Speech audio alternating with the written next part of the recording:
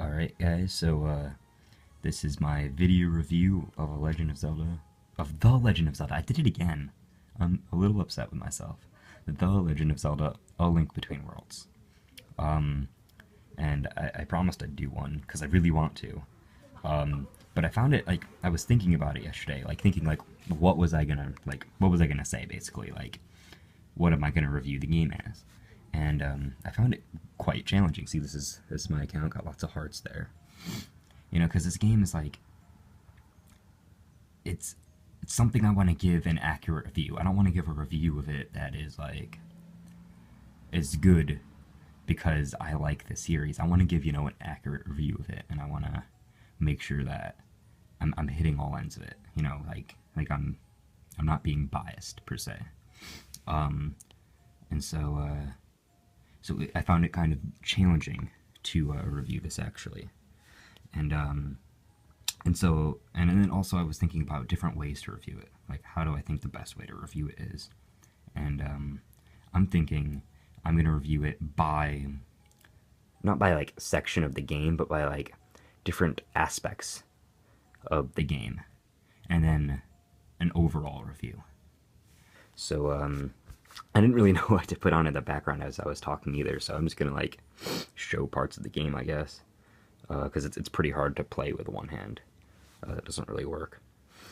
So what are we gonna start with? I guess we should start with the soundtrack. The Legend of Zelda is very, very well known for having good soundtracks, and and I thought this one definitely lived up to it. It's basically the uh, the same soundtrack as A Link to the Past, and but like redone. Like they redid it with like a new like orchestra, I guess, and made it a little bit different. But it's basically the same thing, and I really like that. It's basically a remake, and I thought that making the music pretty similar was a good idea. What I didn't like per se about it, the only thing I don't like about it, and that's why I didn't give the soundtrack a 10 out of 10, is is the boss music. This is one of the only things they actually changed from A Link to the Past. And A Link to the Past had some, like, the boss music was awesome. It's what I think all boss music should be. It was like threatening almost. Like, you could listen to that music with absolutely no boss in the room and be like a little afraid for your life. And I felt like the music, the boss music, at least, didn't really do that. I felt like it wasn't as good. That's a Shadow Link. I could battle him. I'm gonna battle him. What's up? I think it's fair. I have stuff on the bed. I'm not gonna battle him right now, but as you can see, I cannot read it from this side. That's a little interesting feature that they put in that I didn't actually notice throughout the game. You can't read the sign from the side. It's interesting. Street pass tree. So that's a street pass tree. And those apples can give you life. And apparently you can keep them in a bottle. I didn't know that until just now when I turned the game on, and it was like, oh, you can keep apples in a bottle. So that's cool.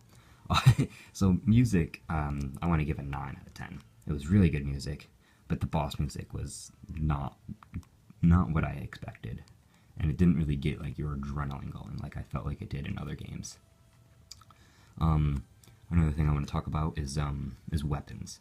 This gets a lot of criticism in Zelda games because the weapons are usually the same from game to game.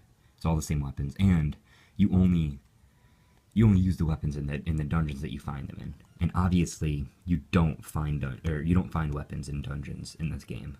You buy them from Ravio over here, who's in this house. So a lot of people were hoping and thinking that it was going to be you were going to use them more, and I did think that you used them more, which I liked. I felt like even in the overworld, there were some parts that you needed certain weapons for, and I really liked that. And there were like treasure scattered all over the place that you needed a specific weapon to get to, and I really, really, really liked that.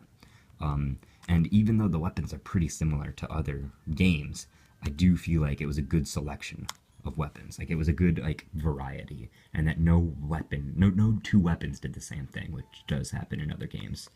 This Majora's Mask here. It's a little Easter egg that they put in the game that a lot of people are going crazy about. Oh, this guy's talking to me. Don't touch my bag. There's some foreign stuff in there. Okay. I want to touch the bag though. So I'd give the weapons a pretty good rating as well. I'd say probably 9 out of 10 as well. So yeah, I mean, I felt like the weapons were really, really cool, and that you used them more than other games, like in different spots. So so the weapons I thought were very, very good. Another thing that's like it's huge for Zelda games is the dungeons. So so the dungeons, I have a very, very interesting take on. Oh, this guy's gonna try to battle me here. I have a very, very interesting take on the dungeons, and that is they're like no other Zelda game. And I don't know if it's because you don't find weapons in them and you come in to the dungeons with weapons, and that's why they've kind of changed it up, or what it is. But I did one thing that I really, really like about this game, and you know, if I talk to you a lot, you've probably heard me say this before, and that is the dungeons weren't like any other Zelda game, because I feel like most other Zelda games, their dungeons are based on your skill level basically, and that is like, if you don't know how to use the weapons really good, or you know, you fumble with the buttons, you're never going to beat the dungeon, because the dungeons are kind of about skill. And I felt like these dungeons were less about your skill with the weapons and more about the way you went about doing puzzles and the way you figured them out. And I felt like the puzzles were really, really large and important and kind of hard to figure out, which I really, really like. I like how it made you think for a while. Like in one of the dungeons, which dungeon was it? It was the dungeon that you use this in. It was the dungeon that you use the tornado rod in. I forget what one it was.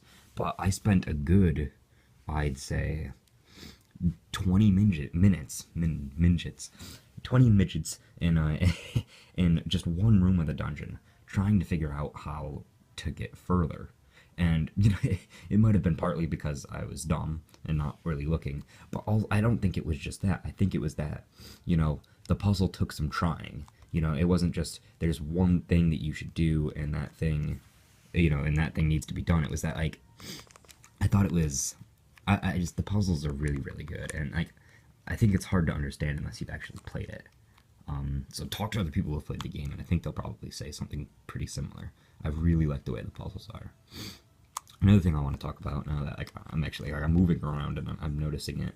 Although like I've noticed it since the very beginning, like the first time I was moving, I noticed this, and that is the controls are very, very tight and very, very, very responsive.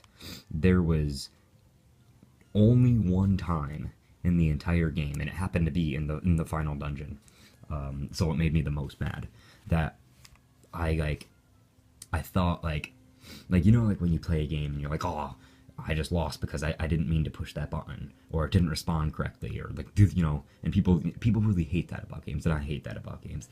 There was only one time that ever happened to me, and it was because I was going super, super quickly through the dungeon, because I wanted to get through the dungeon quicker, you know, I wanted to fight the boss. And I ended up dying, not completely dying, but losing a lot of hearts and having to start that room over. And yeah, so there was only one instance that happened to me, and I think that's really, really, really good. I feel like most games have way more instances of that. So that is definitely something that I think they did very, very well here, and something that I think was critical to the game. Like, I think this game needed good controls to succeed. And like I just oh, oops, that was my bad. I don't usually have my hand down here while I'm playing, because I usually have my hand down here. But so like just moving around the screen, every time I move my finger, it responds super quickly and super smoothly. And I think that's partly because this is the first Zelda handheld in 60 frames per second. And they needed that for some of the animations, but like I think it really helped across the board and made the game a lot better from other standpoints as well. So I think that's something they did very, very well.